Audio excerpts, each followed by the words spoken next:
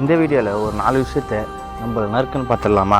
அது என்ன ஃபஸ்ட்டு அப்படின்னு பார்த்தீங்கன்னா, நம்ம அமரன் படத்தோட நம்ம சாய்பல்லி அவங்களோட கேரக்டர் வந்து இன்ட்ரடியூஸ் பண்ணியிருக்காங்க. அவங்க கேரக்டர் நேம் வந்து இந்து ரெபேக்கா வர்கீஸ். அதுதான் அவங்க பண்ணுற கேரக்டரோட நேம் நினைக்கிறேன் இந்த படத்தில். அது வாட்டி ஒரு கிளிம்ஸ் மாதிரி அந்த வீடியோவில் வந்து ரிலீஸ் பண்ணியிருக்காங்க இந்த வாட்டி. அது பார்க்குறது நல்லா தான் இருக்குது. இந்த படமும் தெரியும் நம்மளுக்கு பேஸ்டான ரியல் ஸ்டோரி அப்படின்னு சொல்லிட்டு.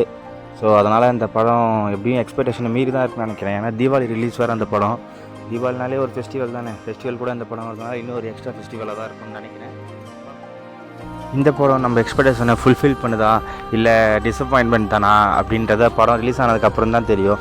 என்ன கேட்டால் இந்த படம் கம்பல்சரி ஒரு பிளாக் பஸ்டராக தான் இருக்கும்னு நினைக்கிறேன்.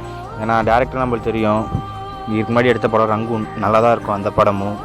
ஸோ ராஜ்குமார் பெரியசாமி அதே நம்பிக்கை தான் இந்த படத்து மேலேயும் இருக்குது எல்லாருக்குமே. இந்த படமும் ஒரு பிளாக் பஸ்டராக தான் இருக்கும்னு சொல்லிட்டு. இந்த படத்துக்கு மியூசிக் டைரக்டர் தெரியும், நம்ம ஜிவி தான் பண்ணுறாப்புல. ஜிவி இப்போ ரீசெண்ட் டைம்ஸில் பண்ண தங்கலான்னு தெரியும், ஆஸ்கருக்கு போயிருக்கு அந்த படம். மியூசிக் சார்பாக போல், பட் இருந்தாலும் போயிருக்கு. ரெண்டாவதாக நம்ம பார்க்க போகிறது பார்த்திங்கன்னா, இந்தியா பங்களாதேஷ் அவங்களுக்கு நடுவில் நடக்கிற செகண்ட் டெஸ்ட் மேட்ச்சு ஆரம்பிச்சிச்சு. டாஸ் வின் பண்ணி நம்ம தான் போலிங்னு சூஸ் பண்ணதும் நம்ம ஃபஸ்ட்டு விக்கெட்டே ஜெய்ஸ்வால் சூப்பர் கேட்ச் ஒன்று எடுத்தார். அதுக்கப்புறம் பார்த்தீங்கன்னா சிராஜ் ஒன்று தேவையில்லாதது. அது ஆலங்காத்தால உனக்கு குறவழி வரைக்கும் சோத்த போட்டு வண்டியில ஏற்றிட்டு வந்ததுக்கு உன்னால என்ன பண்ண முடியுமா? ஆனால் ஆகாஷ்தீப் சும்மா சொல்லக்கூடாதுங்க, சூப்பராக போட்டாருங்க.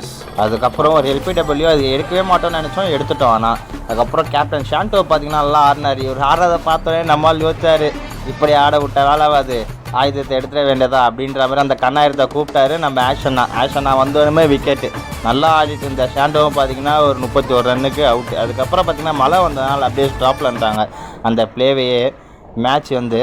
அதுக்கப்புறம் பார்த்தீங்கன்னா கார்த்தி அவர் நடித்த மெய்யழகன் படம் வந்து ரிலீஸ் ஆகிருக்கு. கார்த்தி சார்னால நம்மளுக்கு தெரியும், இப்போ ரீசெண்டாக அந்த லட்டு பிரச்சனை எவ்வளோ பெருசாக போயிட்டுருக்கு அப்படின்னு சொல்லிட்டு அவங்க நடித்த மெய்யழகன் படமும் ரிலீஸ் ஆகிருக்கு. இந்த படம் பிரேம்குமார் அவங்க தான் டேரக்ட் பண்ணியிருக்காங்க, 96 படத்தோட டேரக்டர். கம்பல்சரி இந்த படமும் ஒரு பிளாக் பஸ்டராக தான் இருக்குன்னு எதிர்பார்ப்போம். அதுக்கப்புறம் பார்த்திங்கன்னா நம்ம கருப்பசாமி, அதாவது டிஜே பிராவோ, நம்மளுக்கு தெரியும் நம்ம சென்னைக்காக அவர் எவ்வளோ விளையாண்டுருக்காரு சொல்லிட்டு. இப்போ பார்த்தீங்கன்னா ஒரு மொத்தமாக எல்லாத்துலேயுமே ரிட்டையர்மெண்ட் ஆகிற அப்படின்ற மாதிரி அனௌன்ஸ் பண்ணிட்டார். அவர் விளையாட போகிறதில்ல இதுக்கப்புறம். லாஸ்ட்டாக விளாண்ட இப்போ அந்த மேட்ச்லேருந்து வெளியே போகும்போது நடந்த சீன்ஸ் தான் இப்போ நீங்கள் பார்த்துக்கிட்டு இருக்கீங்க. நம்ம எப்போவுமே இவரை ஜாலியாக பார்த்து ஒரு மனுஷனை இப்படி அழுது பார்க்கவே யாருக்குமே மனசு கேட்கவே இல்லை. எனக்கும் அப்படி தான் இருந்துச்சு இந்த வீடியோவை பார்க்க சொல்ல. ஏன்னா இவர் எப்போவுமே தெரியும் நம்மளுக்கு ஒரு மாதிரி ஃபன்னாக இருப்பார், ஜாலியாக இருப்பார். என்ன பண்ணுறது? அது மட்டும் இல்லாமல் இன்னொரு ஷாக்கிங்கான விஷயம் என்ன அப்படின்னா, இதுக்கப்புறம் ஒரு கேகேஆருக்கு மென்டராக வேறு போகிறாரு.